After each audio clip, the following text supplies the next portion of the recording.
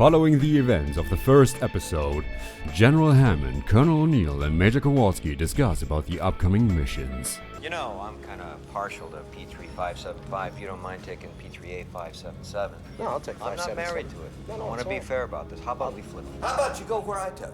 However, Apophis has continuously been trying to send troops to Earth, leaving them unable to pursue interstellar travel. Noticing his aspirin overdose, O'Neill suggests that Kowalski goes to the infirmary, and then we finally get to see the actual TV intro for the first time. It contains no spoilers, is roughly 1.5 minutes long, and features a very familiar tune to longtime watchers of the series. In Hammond's office, Jack is being told that his request to have Teal'c join SG-1 was being rejected by the Joint Chiefs, and that he'll be used for experimental purposes instead. Jack goes to tell Teal'c, who once again swears his absolute loyalty to O'Neill if he shows him what Earth is like. That's also when Kowalski kills a doctor and shuts down in front of the Stargate.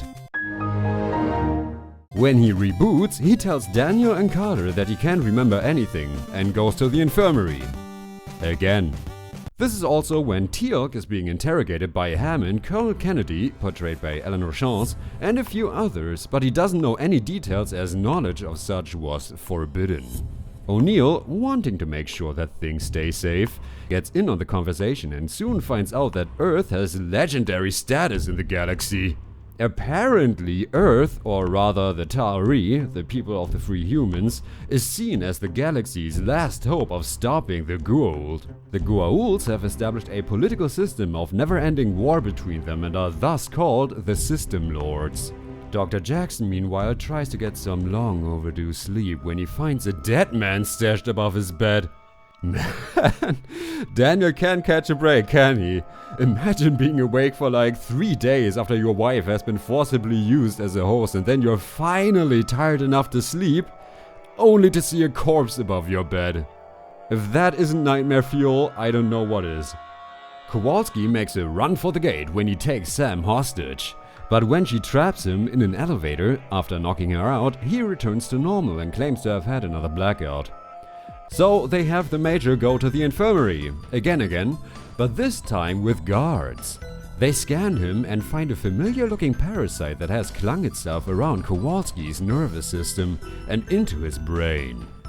Of course, removing it in an operation is a lot more difficult because of about 1 million more complications that can occur now.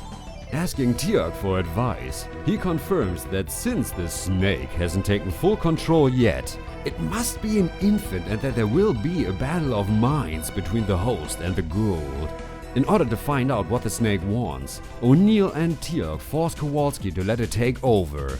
But the conversation pretty much consists of only Release me now, or I will destroy you. Do not attempt to escape. I command We you. will open fire. and Kowalski regains control before he loses himself completely.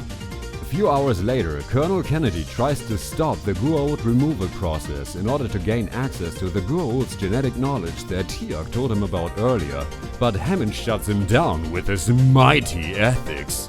Lying on his deathbed, Charles tells O'Neill about his dying wish as he wants his ashes to be sent to another planet. Also, Jack is getting his stereo. The operation begins and the Major issues a last request towards the General. A quick death if the operation fails. One complication later and most of the snake is being removed. He wakes up quickly after that with apparently no long-term damage. Unfortunately for Teal'c, Kennedy shows up at Hammond's place and gives him orders from the President, a one-way ticket for Teal'c to Langley, because he carries the only living Goa'uld now. Colonel O'Neill tries to convince the General otherwise, while Kowalski thanks Teal'c in private. Oh my god, who could have guessed? It's revealed that the Goa'uld has already taken full possession of Kowalski during the operation and makes another run for the gate. However, after Snakeski takes over the gate room and was about to leave, Teal'c stands in his way. O'Neill and Hammond fail to deactivate the self-destruct, and Teal'c is about to lose the battle. That's when Teal'c holds a part of Snakeski's head into the event horizon and Jack deactivates the gate. Wow, this is a pretty gruesome death, to be honest. The episode ends with Sam telling Daniel that Kowalski is proof of the host's personality or memory surviving, because he couldn't have activated the self-destruct otherwise. Also, Hammond and the President accept Teal'c into SG-1, and thus we finally see our cast embark together after more than 2 hours of setting up the story. Hey, I never said that Stargate was a short story, did I?